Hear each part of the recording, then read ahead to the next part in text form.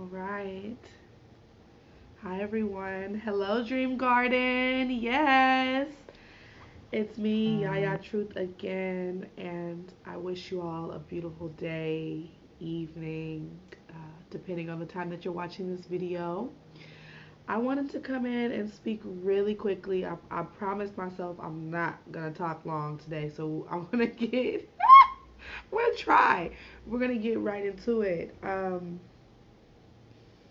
I want to touch on something that I saw in the comments of one of my other videos, and the comment was just basically expressing the difficulty when people around you don't believe in your dreams, right?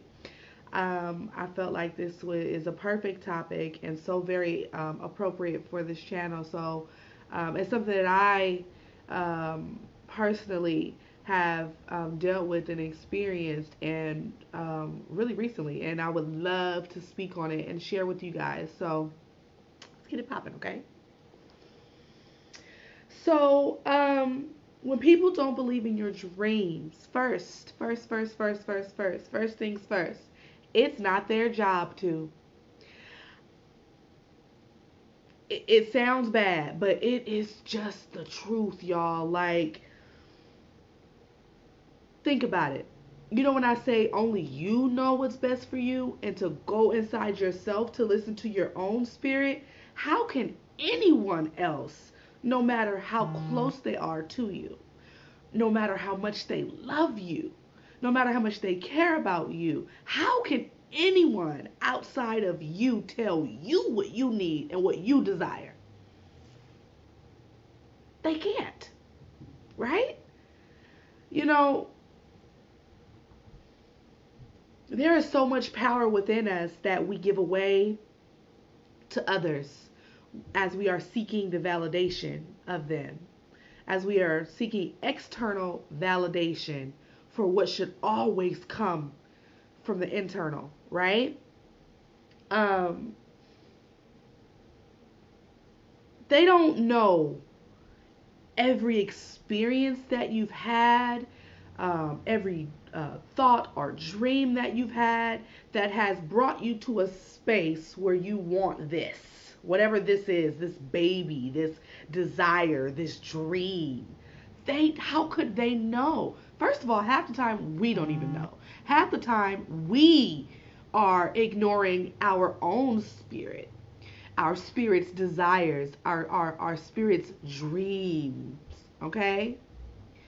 And I believe it's Paulo Coelho that says, the author of The Alchemist, that says dreams are the language of God.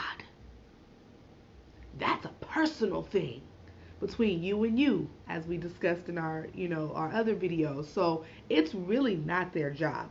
Yeah, it sucks, and it will be so helpful if we had people who just knew our vision, believed in us, and were supportive from day one. That would be tremendous.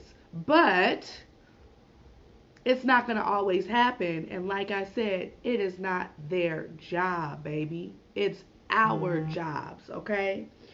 Um, so what I kindly suggest is to begin to do the inner work. To begin to do the inner work to reveal your spirit again, to reveal that intuition, as you may call it, your inner being, your soul, God, your innermost truest self, to reveal that. That way you have direction and you have clarity on what it is that you are supposed to do. So if you haven't watched the video I posted about how to hear your spirit, your inner being, your soul, God, how do we get to a space where we can hear that again, right? I'll make sure I link that video in the description box, okay? It's all about you. I I've really gotten into the 7 universal laws.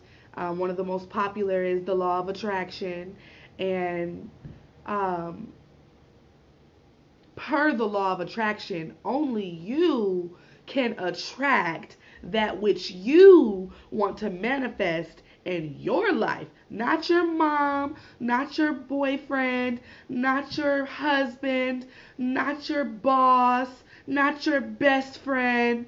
So it really doesn't matter what they think anyway. If you believe it, then that is between you and God, you and the universe. And Paulo Coelho says in The Alchemist that when you have a desire, the entire universe conspires in your favor. Because dreams are what? The language of God. Okay? Oh, I just love The Alchemist. Ooh, I'm going to bring it out today, okay? But let's just keep it 100. It is so challenging when our loved ones don't feel us. They don't see where we're coming from. They don't believe in us. They don't believe in our dreams, okay? It's tough because most of us, including myself, have been raised to seek external validation. And it's not throwing shade. This is most of society. This is just Western society in general, right? We are taught that because you're older, you know me better. You know what's best for me more. No, you're older as a parent or as a mentor, as an elder. You know more about physical life because you've been here longer, right? But as far as the matters of the heart, the matters of the spirit, we are born with that. We are born with that imprinted on our soul. That is why when you see children, they know exactly what they want. They are not indecisive. They are unapologetically honest and free. What? Should see my 2-year-old. I'll be looking at him like, honey, let me take some notes. Okay? So it is not necessarily true that because you are older or an elder that you know what's best for me. All right? So, with all that being said, it can be easy to get bitter. No, don't take it personal. Don't be offended. And I'm going to tell you why. Just as you have your own experiences, that shape the way you show up in the world, so do they. So does every other person on this planet. So if we want people to respect our experiences and our perspectives that color the way we show up in the world, then we have to do the same for them. Remember, people, my Nana tells me this, people are not obligated to be anything other than that which they are, including you, including them, including your mama, your granny, your boyfriend. It's up to you to decide how to deal with that situation, how to deal with that relationship, okay? So don't be offended when they don't believe. And don't be offended when they can't understand why you even want to do this. We just said this before, I'm going to say it again. Let's keep it 100. Sometimes we don't even know. So if we don't even know our own spirit at times, how in hell are we going to expect someone else? It's just about you. Your work has to be in developing and re-emerging your truest self, your spirit, so that you are always guided and that you have clarity on which way to move. Okay? And how you know which way to move? Whatever sets your soul ablaze, whatever puts that fire in your spirit, whatever brings you great joy, whatever you do and that you lose yourself in, you don't even look at the time. That is your passion. That is your purpose. That is that path that is already yours. Okay? Let me try and hurry up.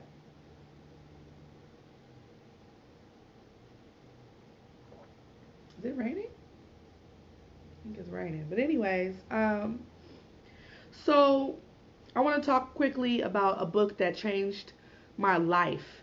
It is The Four Agreements by Don Miguel Ruiz. Okay.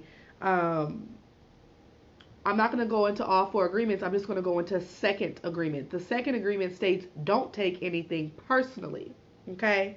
Let me read from that really quickly.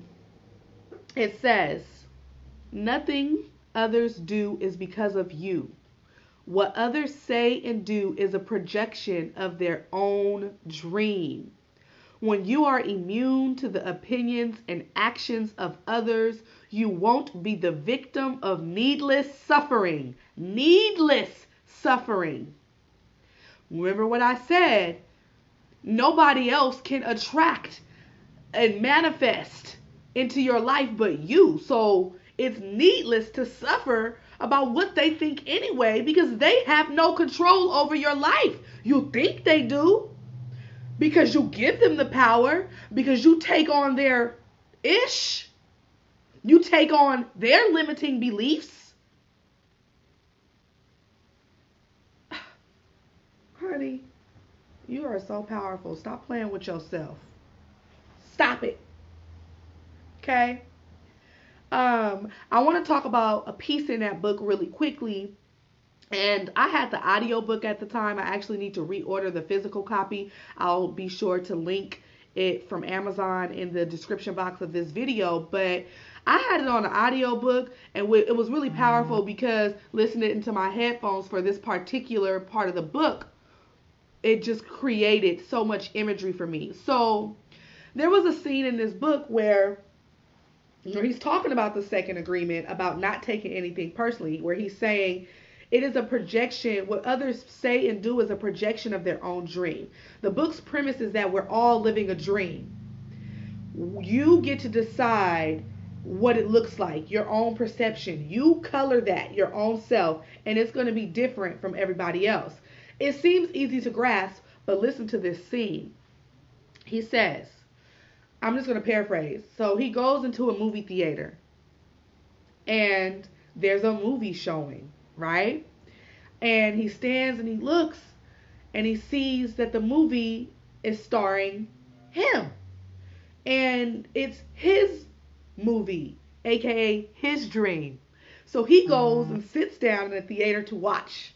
Okay? He's the only one in there. And he's watching his dream, his movie, which is his life, okay? So in your life, you have different characters. You have mom, dad, uncle, brother, friend, best friend, teacher, boss, and all of these characters are coming into play in his dream, in his movie, right, of life. And it's all from his perspective. So he's sitting there enjoying the movie, yeah. He sees his mom in the movie, and his mom, her character, shows up in his movie, in his dream, the way he perceives her. Okay? This is important. So he says, I'm going to go to the next movie. And he goes to the next theater. He's movie hopping, y'all, first of all. I'm sorry I had to say that. So he goes to the next movie theater, and I believe it's the movie of his mom.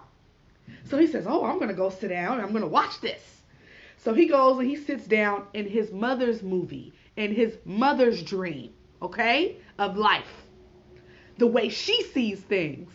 So he sits down, he sees himself, and he sees the way his mother, the main character, interprets herself. And he's like, wait a second, that's not her, that's not true. Then he sees himself come in and he sees the way his mother perceives him. And he's like, wait a second, like, that's not me. But what he takes away from all of that, and the message from this scene, this powerful imagery, is that we all have our own perception. Just like you're allowed, they're allowed. Just like you want mama, daddy, brother, boyfriend to just accept you for who you are and the way you see things and what you believe, they deserve the same. Right, wrong, or otherwise. It don't matter. Right, wrong, or otherwise. That's something my nana would always say. It don't matter. That's just what it is, okay? So don't take it personal, please. And don't get bitter and get to talk about how people don't believe in your dreams, because I've been there, done that, how you don't believe in me, okay? Because it's really not personal. And a lot of times, it's really not that they don't believe in your dreams, it's that they don't believe in their own dream. A lot of our elders, a lot of our family members, they couldn't dream. They couldn't afford to dream growing up in the 60s and the 70s. Come on now.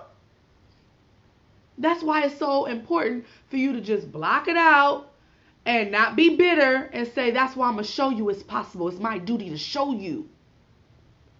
Mama, daddy, brother, cousin, boss, friend, peer, partner, homie, sister, friend. It's your job to show them. Okay. So, the trick and the irony is that people usually support you when they see that your mind is made up. Like, when they see that you can't be swayed. All right?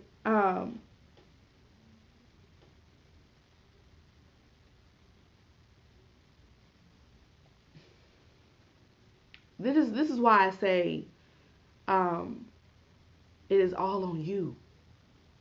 I noticed that when I was just talking, but I hadn't done the inner work yet to really be firmly rooted in what I was talking about and quote unquote really believing, that anything anybody said to me, oh, what? I heard you shouldn't go over there. It's not safe.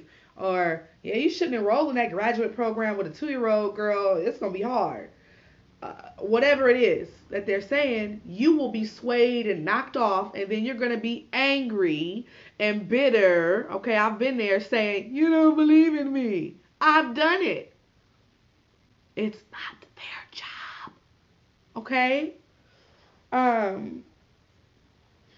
want to just touch on something, rewind just a tad bit about what I said about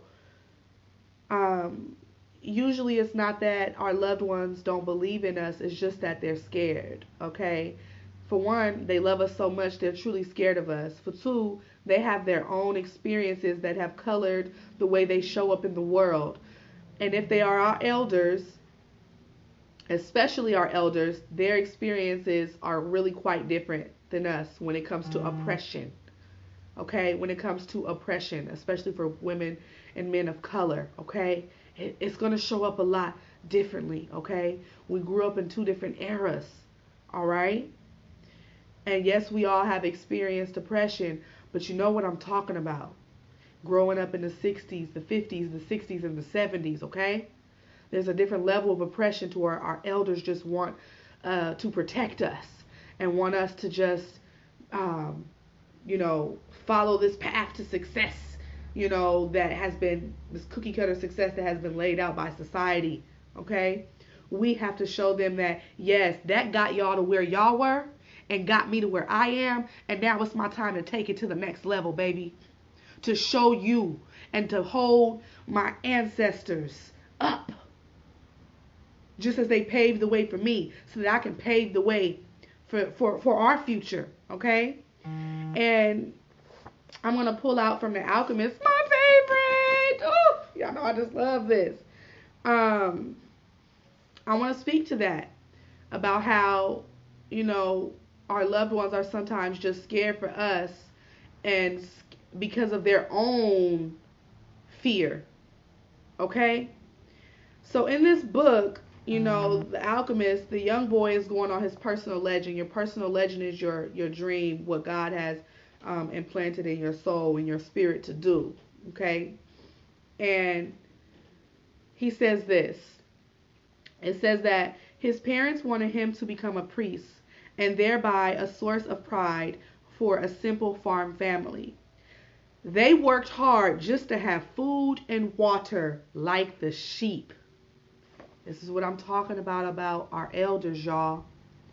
They didn't grow up in the era of making money online, driving for Uber and entrepreneurship, okay? It was an era of deep oppression that colors the way they show up. Let me read that again. It says, they worked hard just to have food and water like sheep. So it says, one afternoon on a visit to his family, he had summoned up the courage to tell his father that he didn't want to become a priest, that he wanted to travel. Y'all, this is my story. Side note, this book is my story. I'm Lady Alchemist, okay? When I was reading this, I'm like, this is me about my life and traveling. Ooh, side note. But his father goes on to say, right, here comes the discouragement or non-belief in my dream. It says, people from all over the world have passed through this village, son, said his father. They come in search of new things, but when they leave, they are basically the same people they were when they arrived. They climb the mountain to see the castle, and they wind up thinking that the past was better than what we have now. They have blonde hair or dark skin, but basically they're the same as the people who live right here. And the boy says, but I'd like to see the castles in the towns where they live. Okay? Then his father says, the people who come here have a lot of money to spend, so they can afford to travel. Oh, my life story, y'all. His father said, amongst us, the only ones who travel are the shepherds. And you know what this boy said? Well, then I'll be a damn shepherd, minus the damn. Well, I'll be a shepherd. Okay? So this is what this book is showing what it feels like for when a father is not really on board with your dream. So let me skip forward. It says, this is the most important part about our elders, our loved ones, about their own fear being projected onto us. It says, and then he gave the boy his blessing. The boy could see in his father's eyes the boy could see in his father's gaze a desire to be able himself to travel the world, a desire that was still alive, despite his father's having had to bury it over dozens of years under the burden of struggling for water to drink, food to eat, and the same place to sleep every night of his life. Do you hear that? This is what I meant by my previous video when I quit my job and I saw the look on all of my colleagues who are, older than me and on the brink of retirement. I could see in their eyes their dreams. And I thought to myself, that won't be me. Not I, said the cat. No. And so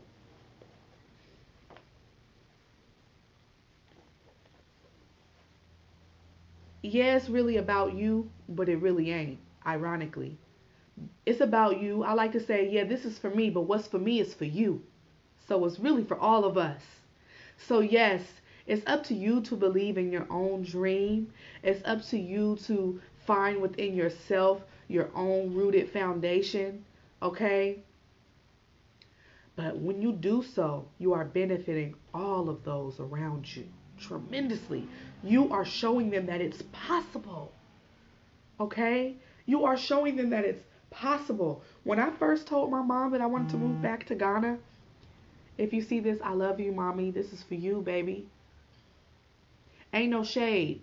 We're not here to throw shade on our family members and say they're sheep and talk mess and say something's wrong with them for working all day life and they need to be entrepreneurs. No, because that's what got us to where we are right now. They did what they had to do to get to that point, and it's up to us to carry the torch. So shouts out to my mama, though. To my mama who raised us, who raised this. I love you, boo. But let me tell you, when I first told you, mama, you was... We're not going to get into the details of what she said, but just know... I could laugh now, y'all, but I was hot at first. My feelings was hurt. But when I first told her, she was like, Like, what? What's up? You gonna quit your job? You got a kid? You know what I'm saying? You need to check your bank account, okay? Like, hold on. And this is how I know I had grown to a space. because I was like, I stood in my kitchen after that conversation, and usually because of because of not being supported or the lack of validation, I would quit and say, all right, I'm not going. But I had grown to a space where I was confident and stable and strong in my desire that I stood in my kitchen and said, okay, what now? So what's the move? You gonna say no? And I said, nope, I'm still gonna say yes. And let me tell you, like I said, when they see you can't change your mind, they come aboard. Because that's really what it's about. It's not about denying your dream. It's about, if they feel you're unshaky, they don't want you going off and doing some adventurous thing, and and you ain't even sure. You think they don't know us? You think they can't smell insecurity? It's human nature. Let me tell you, my mom is my biggest supporter. It took her about 2 days to call me and say, all right, well, look, since you going, what do you need? I love you, mama, though. I love that lady. Hilarious. And I ain't even say nothing. Don't say nothing to him. I didn't say nothing like, oh, well, you wasn't trying to support me 2 days ago. You was talking mess to me. No. It warmed my heart. I knew she'd come around. Because there is no obstacle on the pathway to truth. None. Despite what it looks like. Don't worry about it. Let the universe, let God work it out for you. Okay? So my last tip that I'm going to say, with all of that being said, I suggest that you take the time to get rooted in your desire first, to get strong momentum and stable so that you cannot be swayed before you share it. Before you share your dream. Before you mention it to Facebook, Instagram, family, friends. If you are not stable and really got that stability in your heart about what you want to do and you know ain't nothing going to stop you, don't mention it yet, because it's going to knock your momentum down. So I had to wait until I was strong enough to tell people, which is why I just busted out the blue a week ago that I'm leaving. So don't feel no shame if it take you a while, okay? This video was entirely longer than I expected. I'm so sorry. I love y'all, okay? I got to go pick up my son. I love you so, so very much. Thank you for everyone who has been checking me out, listening to me just run my mouth, okay? But I get so fired up. I love y'all. I love you, love you, love you, love and light, okay? I'll see you soon.